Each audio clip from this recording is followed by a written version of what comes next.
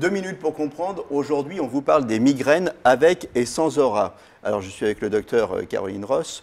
Vous êtes neurologue à la Riboisière. Migraine avec et sans aura. Alors, d'abord, qu'est-ce que c'est une aura? Alors, une aura, c'est une Je vois que vous manifestation. avez une aura, vous avez une magnifique aura.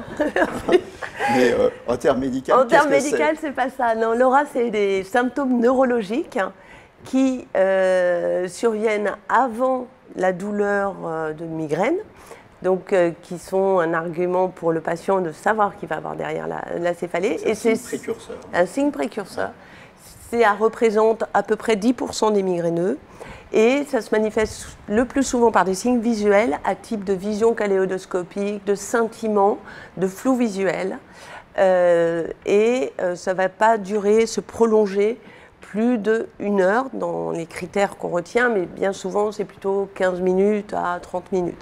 Alors c'est un signe précurseur ou alors c'est cette gêne visuelle finalement qui provoque la migraine? Ah non, non, c'est vraiment au niveau du cerveau, on a un mécanisme qu'on appelle la dépolarisation corticale envahissante, c'est quelque chose qui se passe au niveau neuronal. Mais c'est important de quand même se méfier parce qu'on peut avoir aussi un AVC qui se manifeste par ce type de symptômes. Donc si ça vous arrive pour la première fois, on ne va pas parler de migraine avec aura sans avoir fait des examens.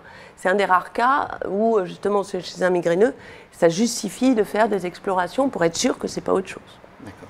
Et derrière, donc, ça déclenche une migraine. Voilà, avec la douleur migraineuse classique, intense, plutôt unilatérale, pulsatile.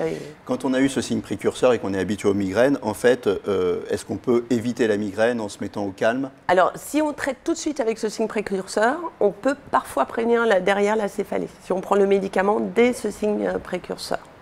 Voilà, j'espère qu'on vous aura appris des choses sur la migraine. À très bientôt.